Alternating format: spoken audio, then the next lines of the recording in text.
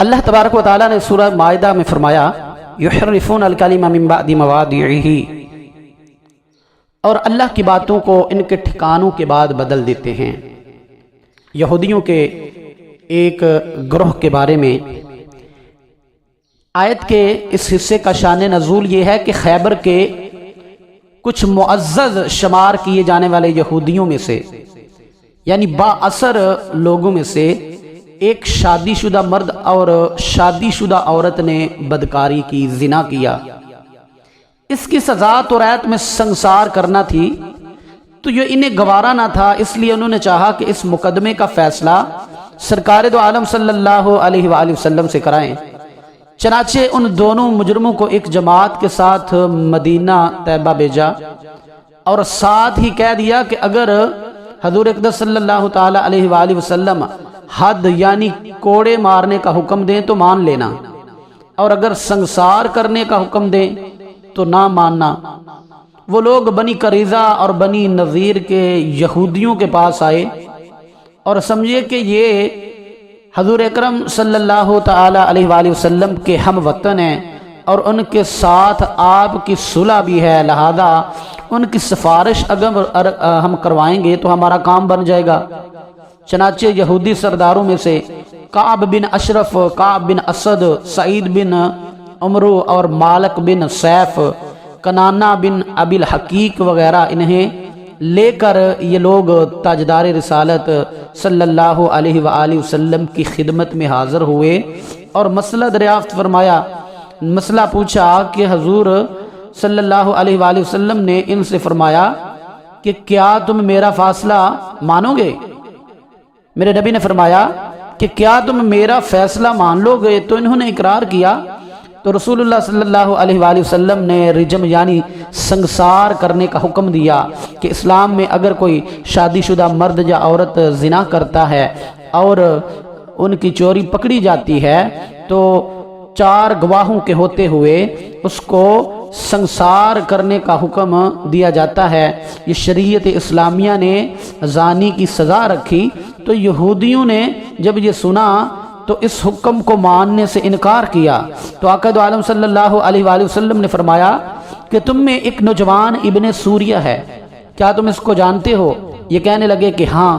سرکار دو عالم صلی اللہ علیہ وآلہ وسلم نے فرمایا کہ وہ کیسا آدمی ہے؟ یہودی کہنے لگے کہ روئے زمین پر یہودیوں میں اس کے پائے کا کوئی عالم نہیں،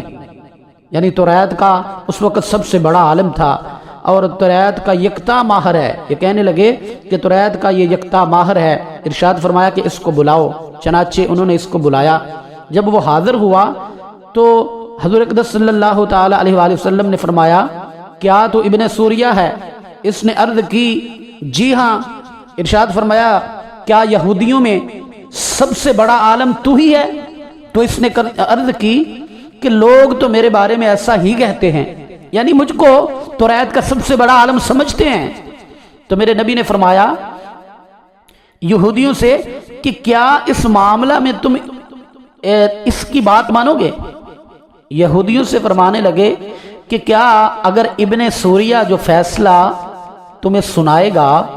جو سزا مقرر کرے گا، اس کی بات تو تم مان لو گے؟ تو سب نے اقرار کیا۔ تب نبی اکرم صلی اللہ علیہ وآلہ وسلم نے ابن سوریہ سے فرمایا کہ میں تجھے اس اللہ کی قسم دیتا ہوں کہ جس کے سوا کوئی معبود نہیں، جس نے حضرت موسیٰ علیہ السلام پر توریت نازل فرمائی اور تم لوگوں کو مصر سے نکالا اور تمہارے لیے دریا میں راہیں بنائیں اور تمہیں فرعون سے نجات دی، وَإِذْ نَجَّيْنَاكُمْ مِنْ آلِ فِرْعَوْنَ يَسُومُونَكُمْ سُوءَ الْعَذَابِ، جس اللہ نے تمہیں فرعون سے نجات دی کہ فرعون تمہیں برا عذاب دیتا تھا، یسومونکم سوء العذاب یذبحون ابناءکم، وہ تمہارے بیٹوں کو ذبح کر دیتا تھا، ویستحیون نساءکم، اور تمہاری بیٹیوں کو زندہ چھوڑ دیتا تھا، اور تمہارے لیے اللہ نے بادل کو سائبان بنایا، وَأَنزَلْنَا عَلَيْكُمُ الْمَنَّ وَالسَّلْوَىٰ، تمہارے لیے من و سلوہ نازل فرمایا، اور اپنی کتاب یعنی توریت کو نازل فرمایا جس میں حلال اور حرام کا بیان ہے۔ کیا تمہاری کتاب میں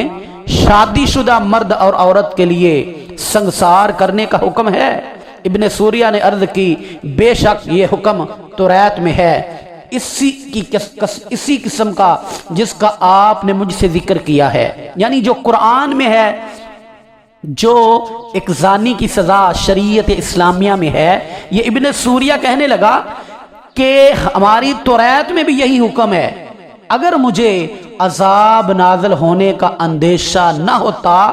تو میں اقرار نہ کرتا اور جھوٹ بول دیتا، مگر یہ فرمائیے کہ آپ کی کتاب میں اس کا کیا حکم ہے؟ تو سرکار دو عالم صلی اللہ علیہ وآلہ وسلم نے ارشاد فرمایا کہ جب 4 عادل اور معتبر گواہوں کی گواہی سے زنا صراحت کے ساتھ ثابت ہو جائے تو سنگسار کرنا واجب ہو جاتا ہے۔ ابن سوریہ اس نے عرض کی کہ خدا کی قسم بالکل ایسا ہی تورات میں ہے۔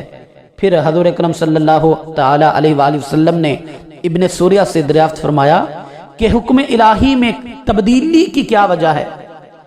کس طرح تبدیلی واقع ہوئی؟ کیا وجہ تھی کہ تم نے تورات کے حکم کو تبدیل کیا؟ تو اس نے عرض کی کہ ہمارا دستور یہ تھا کہ ہم کسی امیر کو پکڑتے تو چھوڑ دیتے اور غریب آدمی پر حد قائم کرتے، جس طرح سے ہمارے معاشرے میں ہوتا ہے کہ اگر کوئی امیر آدمی کوئی با اثر شخصیات میں سے جرم کرتا ہے، چوری کرتا ہے، تو اس کو چھوڑ دیا جاتا ہے،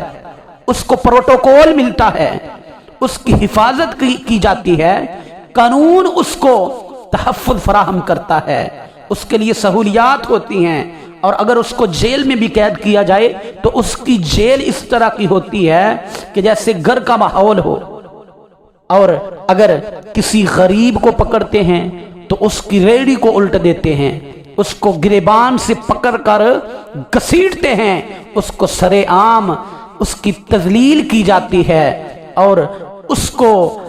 چھوٹا انسان ہونے کے تانے دیے جاتے ہیں۔ تو آج ہمارے معاشرے میں بھی یہی ہوتا ہے کہ جو جتنا بڑا چور ہے وہ اتنی آزادی کے ساتھ گھومتا ہے، جس کے پاس سفارش ہے، جس کی چودھریوں کے ساتھ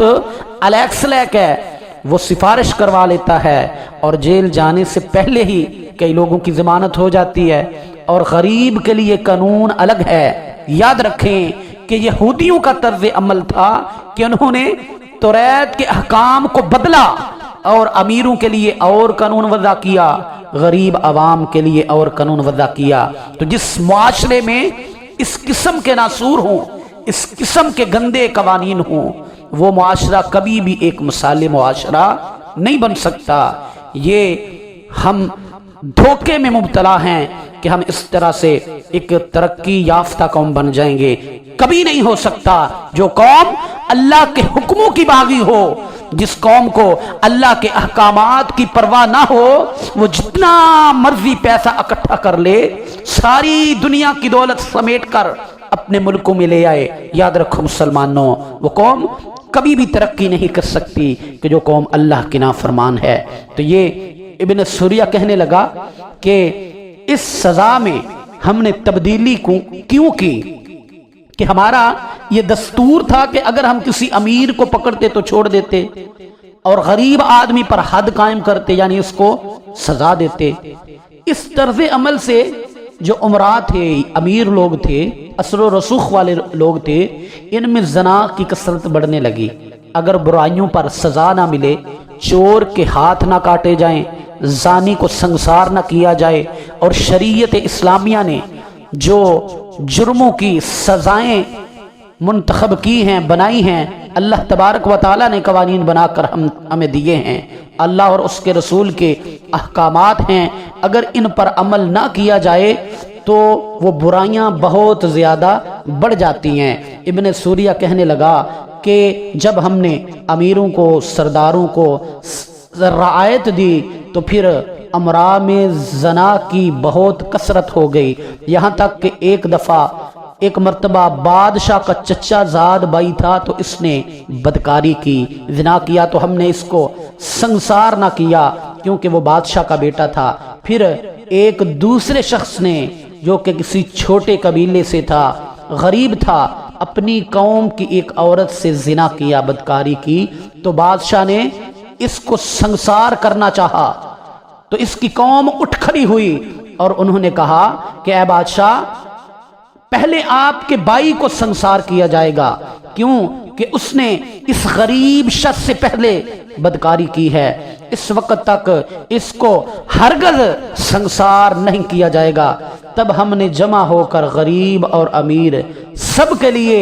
بجائے سنسار کرنے کے، ہم نے سنسار کرنے کو ایک طرف رکھا جو کہ توریت میں حکم تھا، اور یہ سزا نکالی کہ جو بھی بندہ بدکاری کرے گا اس کو 40 کوڑے مارے جائیں اور اس کا منہ کالا کر کے گدھے پر الٹا بٹھا کر شہر میں گشت کرایا جائے گا۔ یہ سن کر یہودی بہت بگڑے اور ابن سوریہ سے کہنے لگے کہ تو نے انہیں یعنی نبی اکرم صلی اللہ علیہ وآلہ وسلم کو بڑی جلدی خبر دے دی کہ جو خبر ہماری اندر کی تھی تم نے بڑی جلدی کی مسلمانوں کے نبی کو بتانے میں، اور ہم نے جتنی تیری تعریف کی تھی کہ تو ہمارا سب سے بڑا عالم ہے، تو توریت کا سب سے بڑا عالم ہے اور تیرے پائے کا کوئی عالم بھی نہیں ہے، تو تم نے اتنا ہی ہمارا ساتھ نہیں دیا، تو اس کا مستحق نہیں تھا۔ یہی وجہ ہے کہ مقرر خطیب عوام کو وہ سناتے ہیں کہ جو سننے کے وہ عادی ہوں۔ آج کل جس طرح خطیبوں نے ہم کو عوام کو اپنے من پسند قصے کہانیوں میں، من گھڑت قصے کہانیوں میں الجھایا ہوا ہے، اور قرآن کا جو حق ہے کہ یہ کتاب اللہ نے ہمیں ایک معیار کی صورت میں ایک پوری زندگی گزارنے کا جو طریقہ ہے، اس میں سب کچھ اللہ نے رکھا ہے۔ اتنی خوبصورت کتاب ہمیں عطا کی ہے کہ جس میں سب کچھ ہے، پیدا ہونے سے لے کر مرنے تک اور اس کے بعد تک، عالم برزخ اور قیامت کے دن تک، اور شروع سے لے کر جب کچھ نہ تھا اور تب تک کہ جب کچھ نہیں رہے گا، جب کل من علیہا فان، ہر چیز فنا ہو جائے گی۔ اس کتاب نے ایک ایک چیز کو کھول کر بیان کیا ہے، لیکن ہمارے لوگ، ہمارے مولوی حضرات کیا کرتے ہیں، خطیب حضرات، کہ بس پورے سال میں یہ 10-12 موضوعات ہیں، ان کو لے کر سارا سال چلتے رہتے ہیں۔ ہمارے اصالِ ثواب کی محفلوں پر ماں اگر مر گئی تو ماں کی شان، اگر باپ فوت ہو گیا تو باپ کی شان، قرآن میں اتنا کچھ ہے، اس کو کبھی کھول کر نہیں دیکھا کہ یہ کتاب ہمارے لیے اللہ کی کتنی نعمت ہے۔ تو ابن سوریہ سے یہ لوگ ناراض ہو گئے، جس طرح سے مولویوں سے لوگ ناراض ہو جاتے ہیں کہ آپ نے ہمارے پسند کی بات نہیں کی جناب، آپ نے تو شعر بھی نہیں پڑھے، اتنی بڑی سیف الملوک کی کتاب ہے کہ آپ کو آتے نہیں، آپ کس طرح کے عالم ہیں؟ تو آج ہمارے ہاں بھی یہ بڑی مصیبت ہے کہ لوگ قرآن کی بات کو سننا پسند نہیں کرتے۔ جب تک تقریر لچھے دار نہ ہو، جب تک بیان لچھے دار نہ ہو، مزیدار نہ ہو، اس میں شعر و شاعری نہ ہو، اس میں مراسیوں جیسی سریں نہ ہوں، تو لوگ سننا پسند ہی نہیں کرتے۔ تو یہ یہودیوں کا عالم تھا ابن سوریہ، اس کی عوام بھی اس کے خلاف ہو گئی۔ تمہارا ستیہ ناس، تم نے ہمارے خلاف، تم نے ہم کو راضی کیوں نہیں کیا؟ ہم تو تیری بڑی تعریف کر کے تمہیں لائے تھے۔ تو ابن سوریہ کہنے لگا کہ مسلمانوں کے نبی حضور اقدس صلی اللہ تعالی علیہ وآلہ وسلم نے مجھے توریت کی قسم دلائی تھی، اگر مجھے یہ خدشہ نہ ہوتا کہ میں جھوٹ بولوں گا تو مجھ پر اللہ کا عذاب نازل ہو جائے گا، تو میں آپ کو کبھی اس چیز کی خبر نہ دیتا۔ اس کے بعد رسول اللہ صلی اللہ علیہ وآلہ وسلم کے حکم سے ان دونوں زناکاروں کو سنسار کیا گیا، اور پھر یہ آیت کریمہ نازل ہوئی۔ اللہ نے فرمایا یحرفون الکلم من بعد مواضعہ، کہ اللہ کی باتوں کو ان کے ٹھکانوں کے بعد بدل دیتے ہیں، یعنی جہاں پر جو حکم لگنا تھا ان کے ٹھکانوں سے بدل دیتے ہیں۔ اور اس سے اگلی آیت میں فرمایا سماعون للکذب اکالون للسحت، بہت جھوٹ سننے والے ہیں، یعنی یہ جو یہودی ہیں بڑے جھوٹ سننے والے ہیں۔ پھر فرمایا اکالون للسحت، یہ بڑے حرام خور ہیں۔ فإن جاؤوک فاحکم بینہم او اعرض عنہم، اور اے حبیب اگر تمہارے حضور حاضر ہوں تو ان میں فیصلہ فرماؤ یا ان سے منہ پھیر لو، آپ کو اختیار ہے۔ وَإِن تُعْرِضْ عَنْهُمْ فَلَن يَضُرُّوكَ شَيْئًا، تو وہ تمہارا کچھ نہ بگاڑ سکیں گے۔ اے حبیب اب چاہے تو ان کو فیصلہ فرماؤ یا ان سے منہ پھیر لو، اور اگر تم ان سے منہ پھیر لو گے تو وہ تمہارا کچھ نہ بگاڑ سکیں گے۔ وَإِنْ حَكَمْتَ فَاحْكُمْ بَيْنَهُمْ بِالْقِسْطِ، اور اگر ان میں فیصلہ فرماؤ تو انصاف سے فیصلہ کرو۔ ان اللہ یحب المقسطین، بے شک اللہ انصاف والے کو، بے شک انصاف والے اللہ کو پسند ہیں، یعنی جو انصاف کرنے والے لوگ ہیں وہ اللہ کو بڑے پسند ہیں۔ آج ہمارے معاشرے کا المیہ یہی ہے کہ لوگ سمجھتے ہیں کہ ہمارے پاس پیسہ آئے گا، ٹیکنالوجی آئے گی، سائنس آئے گی تو ہمارا ملک ترقی کرے گا۔ اس آیت کے پس منظر کو اگر ہم سامنے رکھیں تو بہت ساری چیزیں ہمارے سامنے آئینے کی طرح صاف ہو جاتی ہیں۔ اس آیت کو اگر ہم سامنے رکھیں تو چور کی جو سزا ہے شریعت اسلامیہ میں کہ اگر کوئی چوری کرتا ہوا پکڑا جائے تو اس کے ہاتھ کاٹے جائیں، لیکن بڑی مصیبت اس وقت رونما ہوتی ہے کہ جب اگر کوئی چور پکڑا جائے نا تو ہمارے دیہاتوں میں بعض دفعہ تھانے میں بات نہیں جاتی اور اس کو پکڑ کر لوگ کوشش کرتے ہیں کہ ہم اس کو پنڈ کے چودھری کے پاس لے جائیں، پھر وہاں پر پنچایت کی صورت میں جس کو ہم پریا کہتے ہیں وہ بٹھائی جاتی ہے، اور جو گاؤں کا چودھری ہوتا ہے وہ دیکھتا ہے کہ ایک طرف 200 بندے کی برادری ہے، یعنی اگر موچیوں کے لڑکے نے چوری کی ہے، دوسری طرف کوئی اور قوم کا لڑکا ہے جن کی چوری ہوئی ہے، تو وہ تھانے میں جانے سے پہلے اس کا فیصلہ پنچایت میں کر دیتا ہے، اور گاؤں کا چودھری یہ دیکھتا ہے کہ جس لڑکے نے چوری کی ہے اس کے برادری میں کتنے لوگ ہیں، میرے ووٹ کتنے ہیں، کیونکہ وہ جس کی طرف سے الیکشن لڑے گا اس کو راضی کرنے کے لیے اس کو ووٹوں کی ضرورت ہوگی، تو پھر وہ اس چیز کو سامنے رکھ کر یہ فیصلہ کرے گا اپنے دل سے، اپنی مرضی سے، وہ کبھی بھی شریعت کو مد نظر نہیں رکھے گا کہ شریعت میں، اسلام میں، قرآن میں اس کے بارے میں کیا حکم ہے۔ وہ دیکھے گا کہ اس لڑکے نے جس نے چوری کی ہے اس خاندان کو اگر میں بچاؤں گا، تھانے جانے سے بچاؤں گا، اس کو قید نہ ہو، اس کو تھانے میں لتر نہ پڑے، تو اگر میں اس کو بچا لیتا ہوں تو اس میں میرا فائدہ کیا ہے، مجھے کتنے لوگوں کی حمایت حاصل ہو جائے گی۔ جب میں الیکشن پر کھڑا ہوں گا تو پھر وہ یہی سوچتا ہے کہ جب میں الیکشن پر کھڑا ہوں گا تو پھر کتنے لوگ میرا ووٹ بینک کتنا مستحکم ہوگا، مضبوط ہوگا۔ تو اس چیز کو مد نظر رکھتے ہوئے پھر وہ اس چور کو سزا دلوانے سے بچاتا ہے، یعنی ایک تو وہ اللہ کی نافرمانی کرتا ہے، شریعت مطہرہ میں اللہ کے اس کا حق یہ بنتا تھا کہ وہ اللہ کے قرآن کو، اللہ کے قانون کو مد نظر رکھتے ہوئے ایز اے مسلم، ایک مسلمان ہوتے ہوئے اور ایک گاؤں کا وڈیرا ہوتے ہوئے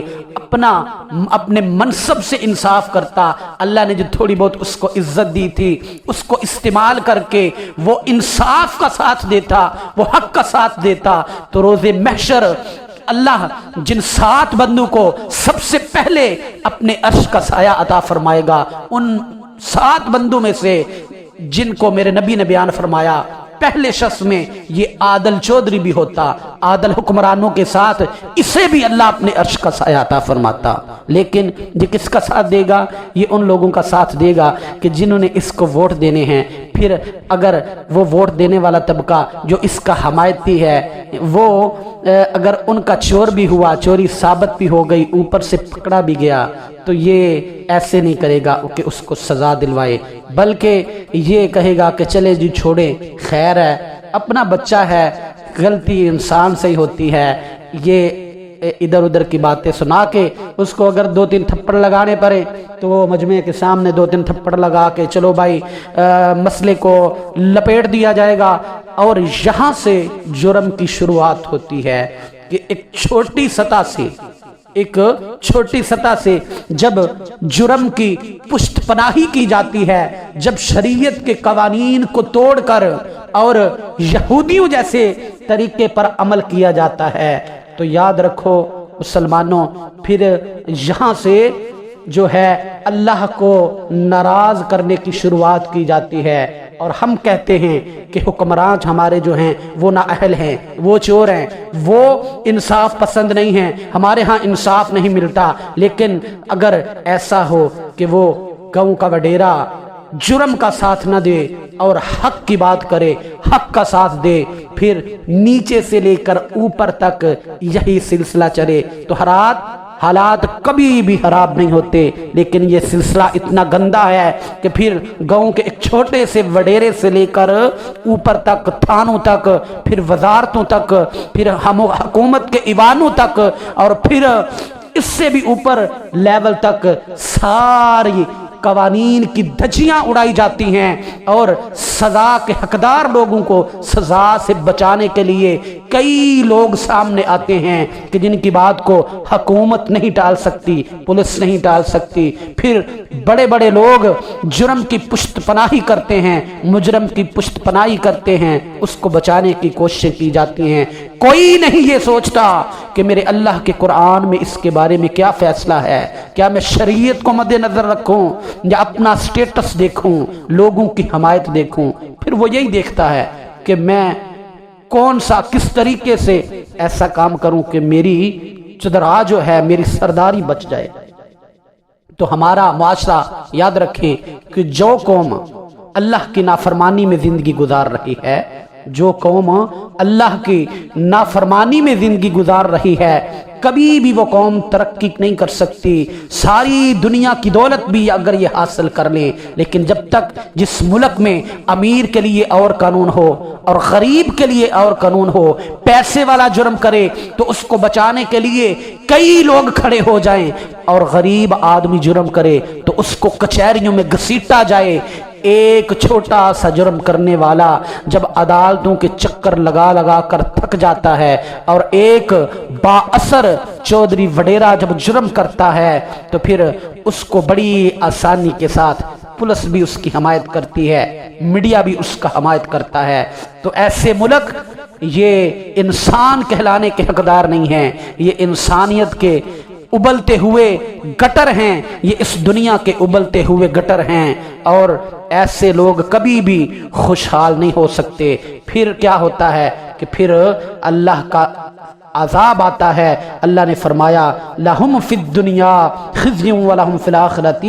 عذاب عظیم، جو ایسے کام کرتے ہیں ان کے لیے دنیا میں رسوائی ہے اور آخرت میں عذاب عظیم ہے، بڑا عذاب ہے۔ آخرت میں ان کے لیے بڑا عذاب ہے جو لوگ ایسے کام کرتے ہیں۔ تو ہم دنیا میں بھی رسوا ہیں اور آخرت میں بھی ایسے لوگ رسوا ہوں گے۔ وہ قوم کبھی بھی ترقی نہیں کر سکتی کہ جو اللہ کی نافرمانی کرے اور کہے کہ ہمارے حالات ٹھیک ہو جائیں۔ وَلَهُمْ فِي الْآخِرَةِ لَهُمْ فِي الدُّنْيَا خِزْيٌ وَلَهُمْ فِي الْآخِرَةِ عَذَابٌ عَظِيمٌ۔ تو دیکھیں آج ہم بطور مسلمان اور بطور پاکستانی دنیا میں کتنے ذلیل ہیں اور دنیا میں ہماری کتنی قدر ہے، ہمارے حالات کتنے سنگین ہیں۔ ہم سمجھتے ہیں کہ عذاب صرف یہ ہوتا ہے کہ آسمان سے پتھر برسے، زلزلے آئیں، سیلاب آئیں۔ کون سی مصیبت ہے جو ہمارے اوپر نہیں ہے؟ کتنی مہنگائی ہے، کتنی بے روزگاری ہے، ہمارے بچے دوسرے ملکوں میں جا کے دھکے کھاتے ہیں۔ کیا یہ عذاب کی صورت نہیں ہے کہ اولاد ہوتے ہوئے بھی بندہ ایسا لگے کہ بے اولاد ہے؟ کیا ہماری صورتحال ایسی نہیں ہے کہ قرآن سن کر بھی دلوں پر اس کی نصیحت نہ ہو؟ قرآن کی آیتیں نصیحت نہ کریں، قرآن کی آیتیں دل پر اثر نہ کریں، اور ہمیں اللہ کے آگے جھکنا بھی نصیب نہ ہو۔ پیسہ ہوتے ہوئے بھی ایک بے چینی، ایک اضطرابی کیفیت، ایک بے سکونی کی کیفیت ہو۔ کیا یہ اللہ کا عذاب نہیں ہے؟ کہ اللہ ہمیں اپنے آگے جھکنے کی توفیق نہ دے؟ کیا یہ اللہ کا عذاب نہیں ہے کہ آئے روز زلزلے آئیں؟ کیا یہ اللہ کا عذاب نہیں ہے کہ آئے روز بیماریاں، کرونا اور نت نئی بیماریاں کہ جو پہلے کبھی تھی نہیں، نہ کبھی سنی تھی، ایسی بیماریاں آئیں؟ کیا یہ اللہ کا عذاب نہیں ہے ہمیں صبح اٹھ کر اللہ کو سجدہ کرنے کی توفیق نہ ہو؟ کیا یہ اللہ کا عذاب نہیں ہے؟ کیا آسمان سے پتھر برسیں گے تو یہی اللہ کا عذاب ہے؟ لہم فی الدنیا خزی ولہم فی الآخرۃ عذاب عظیم، اور ان کے لیے دنیا میں رسوائی ہے۔ تو آج ہم دنیا میں رسوا ہیں اس لیے کہ ہم نے اللہ کے احکامات کو بدلا، ہم نے کفر کے نظام کو تسلیم کیا، ہم نے کفر کو ماننے والے بندوں کو الیکشن میں جتوایا، ہم نے کفر کی حمایت میں ایسے لوگوں کا ساتھ دیا کہ جو اسلام کے دشمن ہیں۔ تو جب تک یہ حالت رہے گی مسلمانوں، ہم کبھی بھی کامیاب نہیں ہو سکتے۔